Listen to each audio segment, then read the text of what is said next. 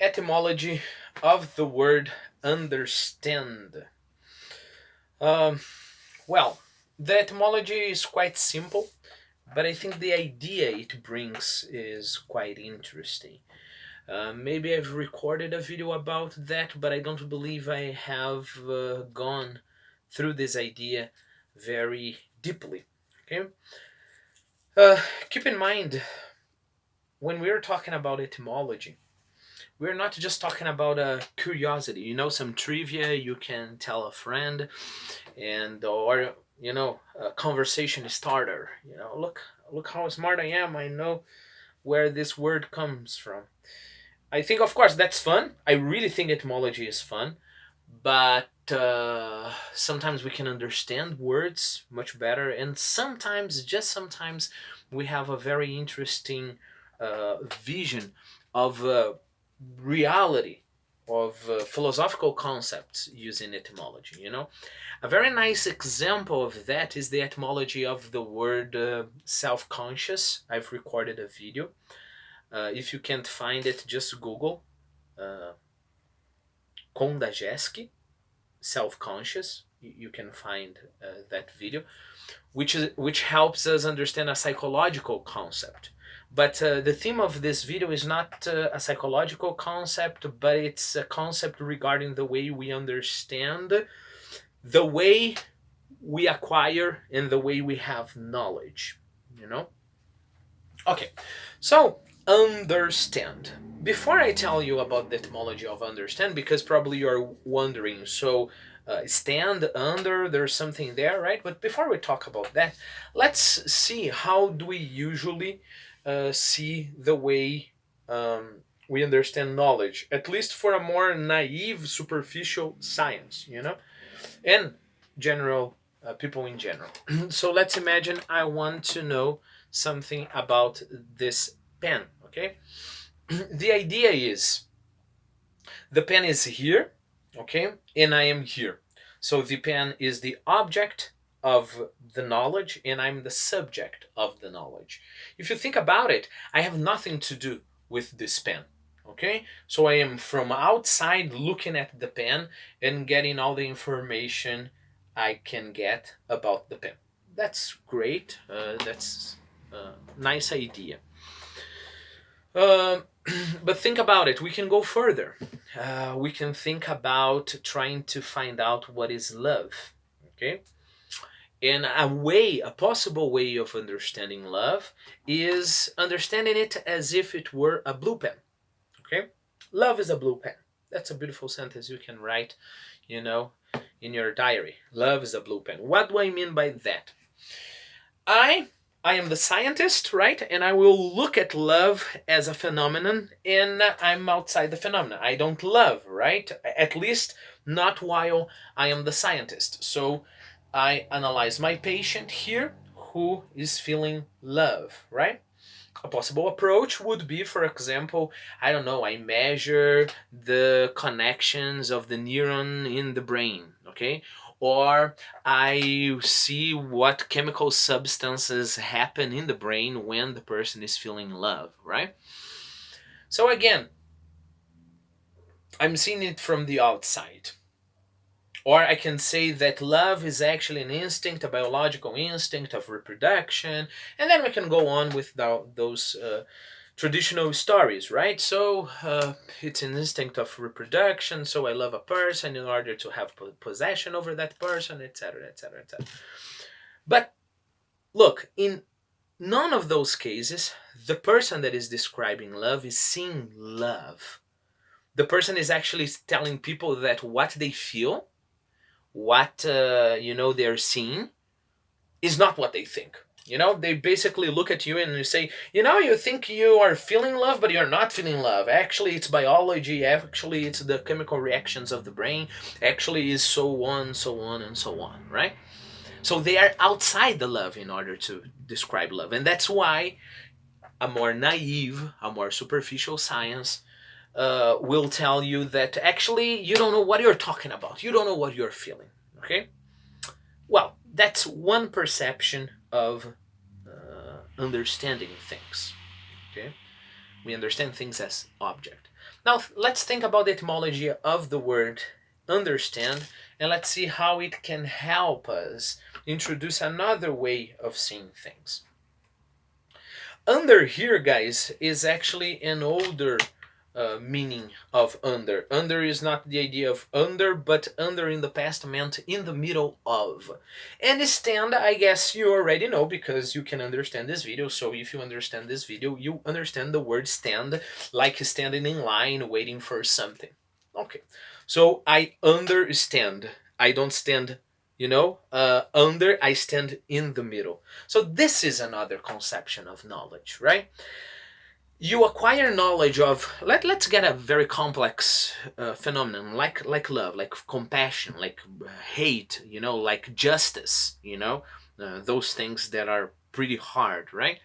This concept of understanding things will tell you that you cannot possibly think you can grasp the meaning of love, for example, if you're not feeling love, if you are not right there in the middle of love, and your relation with love shouldn't be a relation, an outside relation. Love is here and I am here. It should be something inside. So you should be in love, and then you would look around, and you can't grasp all the reality of it, but by looking around and by being very close to love, you can describe love, and by no means, as I did with the other theories, I'm going to nullify the experience. By no means, In this approach, we are going to say that a poet, for example, will know more about love than a psychologist, than a neuroscientist, than, a biologist. Okay? Of course, guys, that's not to say that we have just to throw all those sciences in the garbage. That's not the point. The point is, those things can help us find some relations. Those things can help us maybe try to understand the phenomenon, but chances are very high that the one who knows most about love is, for example, a poet. A good poet, a poet that is not pretending, a poet that is really feeling love, and a poet who has the ability and the maturity to represent that in his, poetry, or a writer, or, a novelist, or whatever it is, If we get to this point, we are going to understand the importance of literature, for example, Literature is not something people have, people read just to have fun, just to, waste time because I'm tired. No, we would be looking at a phenomenon, certain kind of phenomenon that can be seen just if we are in the middle of that, okay? And of course, now I'm going a little bit further. I know I'm escaping a little bit from the etymology, but think about it. We can also discover something very interesting understanding literature, because if we get this original concept of understand, we would think about something like this: how can I possibly understand what you are feeling if I'm not in your position, if I'm not in the middle of what you are, right? If that's true, therefore just you can talk about your situation. Okay, that's so nice. I'm respecting your opinion, all right? You know your position, so you can talk about that. Yeah, maybe, but think about the consequences. If just you can understand what you're going through, if there is no way I can possibly know what you know, there's no way a conversation could be explained. There's no reason to talk, because you are isolated in your world, and I'm isolated in my world, and we're completely apart. Now, if on the other hand, literature is right, and it's possible to feel and to be in the experience of other people, through the description of the explanation, through the attention to that situation, then it's possible, even though I have never been, to war, it's possible to understand war. It's possible to be right there in the middle of war.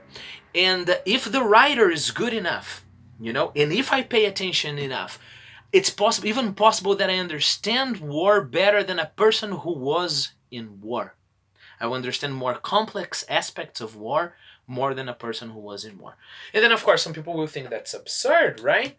Um, who was in the middle of war? Think about. Let's make an analogy. Think about people who are in the middle of, a bad relationship. They're there right in the middle of the relationship. And in many, many, many, many occasions, they understand less than that relationship than you, for example, an outsider. Why? Because you have this ability of entering, putting yourself in the middle of that situation. And what's the difference between the person that is there, naturally in the middle of the situation, and you who made the effort to be in the middle of the situation? You are paying attention to what is around you, right? Even though you are not in that relationship, you can understand that relationship maybe even better than people who are going through that relationship.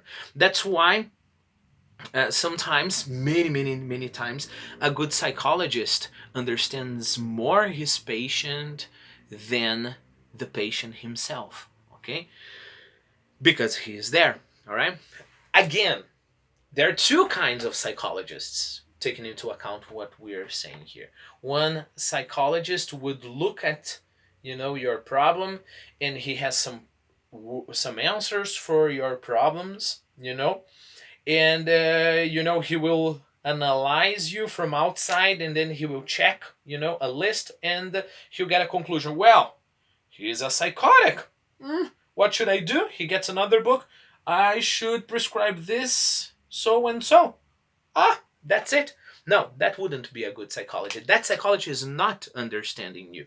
A good psychologist will do, or a psychoanalyst will do what Jung used to say about his therapy sections.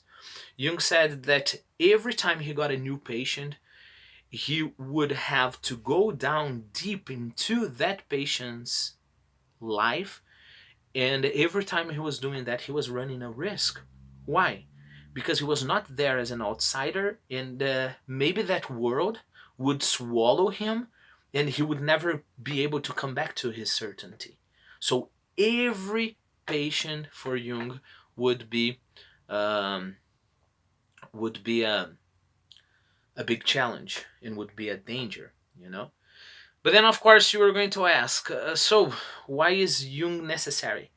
Because he was the guy who had the discipline and strength enough to really pay attention to what is around. Okay, and he is there to make you understand. Being in the middle of all that, look around.